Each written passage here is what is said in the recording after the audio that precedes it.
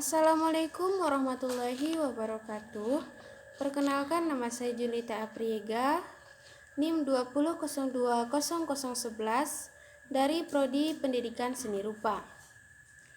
Yang terhormat kepada Bapak dosen pengampu mata kuliah pengantar kewirausahaan, yakni Bapak Dr. Hanif Al-Qadri SPD MPD. Baiklah, pada kesempatan kali ini saya akan mencoba mempresentasikan ataupun menjelaskan tentang hasil analisis dari materi, yakni analisis lingkungan dan peluang serta ide wirausaha. Begitu pentingnya lingkungan, begitu pentingnya peluang bagi para pemula yang ingin membangun suatu wirausaha ataupun membangun suatu organisasi bisnis, sehingga memang perlu dianalisis, difikirkan sedemikian rupa apakah peluang-peluang yang akan muncul, apakah lingkungan bisnis yang akan dijadikan sebagai subjek ataupun tempat kita mendirikan usaha itu merupakan suatu titik yang memberikan dampak baik yang meliputi keberanian, kemampuan analisis. Ini merupakan sangat amat penting diperlukan dalam membangun wirausaha. Itulah mengapa perlu kita sebagai wirausaha memiliki banyak experience ataupun pengalaman, perlu banyak bertanya, perlu banyak berdiskusi, perlu banyak belajar. Nah, teman-teman mahasiswa, kita mulai dari analisis lingkungan usaha. Lingkungan apa saja yang sebenarnya yang terkait dengan apa yang akan kita perbincangkan hari ini? Ada dua istilah. Yang pertama adalah lingkungan internal. Lingkungan internal artinya lingkungan yang terkait dengan eksistensi sebuah organisasi. Yang kedua adalah lingkungan eksternal, adalah lingkungan di mana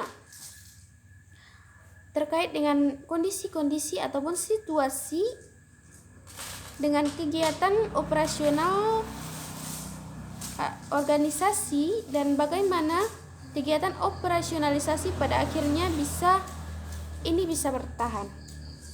Lingkungan menjadi suatu kondisi ataupun tempat di mana peluang-peluang bisnis itu harus menjadi dasar dan pertimbangan ketika memulai suatu usaha. Kenapa? Karena lingkungan internal dan eksternal memberikan pengaruh atau dampak yang tak sedikit. Lingkungan internal pada akhirnya juga terbagi menjadi dua. Yang pertama adalah lingkungan yang terkait langsung dengan operasional kita, atau biasa disebut dengan lingkungan mikro dalam organisasi, dan lingkungan yang tidak terkait langsung dengan operasional organisasi kita, atau biasa disebut dengan lingkungan makro. Kemudian lingkungan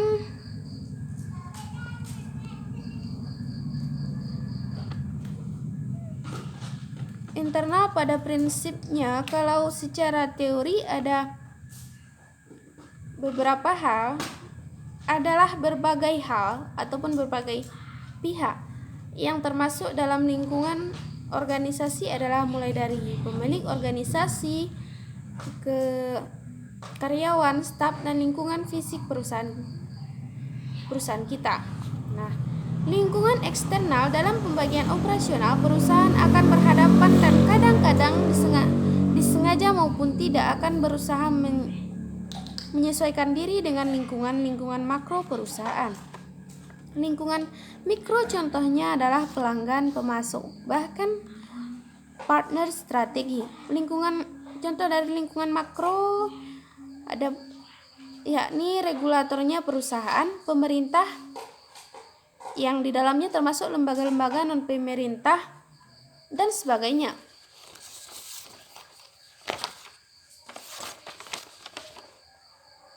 Kegiatan bisnis akan menjadi suatu sistem yang tidak terlepas dari lingkungan sekitarnya. Dalam kegiatan bisnis, semuanya menjadi satu kesatuan yang tidak terpisahkan. Sebagai suatu sistem organisasi yang menjadi utuh, ketika melihat dan berinteraksi langsung dengan lingkungan dan organisasi bisnis yang berada dalam satu lingkungan, dan lingkungan inilah yang dapat menjadi faktor pendorong bahkan sekaligus juga menjadi faktor penghambat sebuah organisasi bisnis. Pada dasarnya ada dua faktor lingkungan yang akan berpengaruh pada bisnis yang akan dilakukan. Yang pertama adalah lingkungan kerja.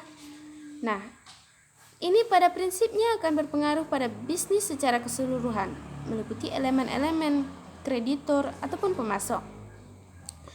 Yang kedua adalah lingkungan sosial, meliputi berbagai tekanan umum secara luas. Contohnya adalah tekanan ekonomi, sosial maupun budaya. Lingkungan ekonomi, yang pertama adalah masyarakat. Dapat digolongkan ke salah satu sistem perekonomian yang kapitalisme. Perekonomian akan memengaruhi segala aspek. Yang kedua adalah teknologi. Teknologi meliputi manufaktur, semua hal yang ada kaitannya dengan teknologi. Lingkungan yang ketiga adalah lingkungan hukum dan politik. Semakin besar bisnis yang kita lakukan, yang akan dipilih ataupun direncanakan, maka akan semakin besar kekuatan hukum dan politiknya. Ini menjadi kekuatan perusahaan. Faktor ini mempengaruhi berbagai ataupun seluruh keputusan. Yang keempat adalah lingkungan sosial dan budaya, berhubungan dengan adat istiadat. Mau tidak mau kita harus menyesuaikan diri, karena kita berada di tempat ataupun daerah tempat kita mendirikan usaha. Selanjutnya adalah analisis peluang usaha. Ini memerlukan energi dan pengalaman. Yang pertama adalah bagaimana memahami pasar dan pelanggan. Seorang wirausaha ataupun bisnismen harus mempelajari kebutuhan, keinginan, dan permintaan masyarakat. Yang kedua adalah seorang wirausaha merancang penawaran pasar yang memuaskan, sekaligus membangun hubungan dengan pelanggan. Yang ketiga adalah seorang wirausaha mesti punya orientasi yang jelas pada hasil.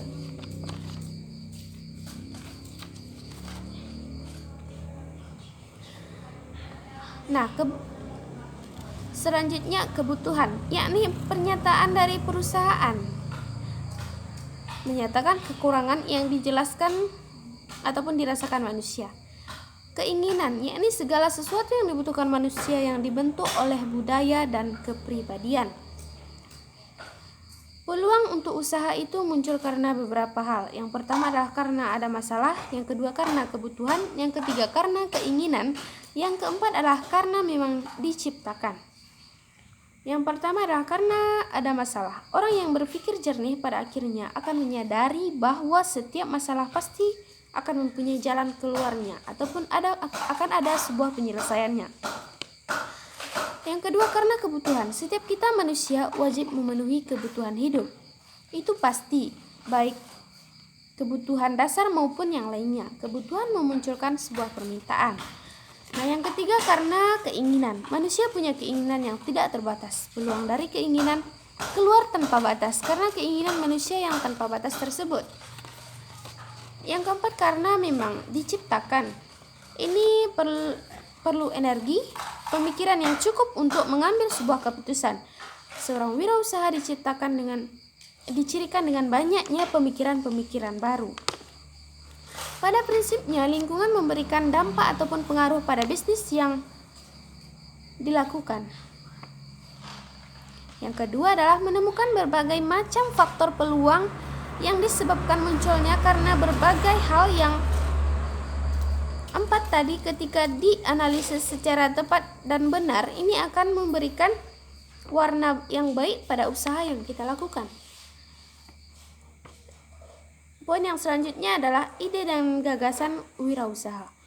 Wirausahawan adalah seorang yang mengembangkan produk baru dengan ide-ide baru dan membangun bisnis dengan konsep yang baru pula. Kegiatan ini menuntut kreativitas dan pola-pola yang lagi tren ataupun lagi hits pada saat ini. Keberhasilan usaha dikaitkan dengan bagaimana kita dapat bertahan dengan kegigihan dan usahanya. Gagasan dengan struktur bahasa artinya menginspirasi pelaku yang mendorong suatu ide usaha sehingga mendapat nilai tambah. Yang paling mahal itu adalah ide. Ide bisnis tidak akan muncul dengan sendirinya ataupun datang secara tiba-tiba. Ide bisnis harus memulai pemikiran, analisis yang panjang. Ide bisnis datang ketika kita berusaha menggali dan mencarinya. Ide akan lebih baik dituangkan dalam bentuk perbuatan bisnis. Ide bisnis muncul dengan membutuhkan kemahiran dan kreativitas untuk dapat mengaktualisasikannya. Seorang wirausaha butuh kecerdasan dalam menganalisis bisnis. Gagasan usaha yang kita pikirkan ataupun kondisi-kondisi mengalami kegagalan. Adapun yang menyebabkan kegagalan tersebut adalah tidak pernah meyakinkan konsumen ataupun pelanggan. Ada juga beberapa hal yang mungkin menyebabkan kegagalan. Yang pertama adalah terkait data dan informasi yang tak lengkap. Yang kedua adalah kegagalan disebabkan karena tidak teliti, cepat puas, ceroboh. Kecerobohan sekecil apapun akan berakibat. Yang ketiga adalah salah memperhitungkan sesuatu. Dan yang keempat adalah pelaksanaan pekerjaan yang tidak tepat ataupun salah. Yang kelima adalah kondisi yang kurang tepat. Yang keenam adalah unsur kesengajaan. Nah, sekianlah presentasi pada kesempatan kali ini. Kalau ada kata-kata yang salah mohon dimaafkan. Begitu juga dengan situasi ataupun kondisi yang mungkin kurang memuaskan pada video kali ini. Saya mohon maaf. Saya sudahi dengan wabillahi taufiq wal hidayah. Assalamualaikum warahmatullahi wabarakatuh. Terima kasih.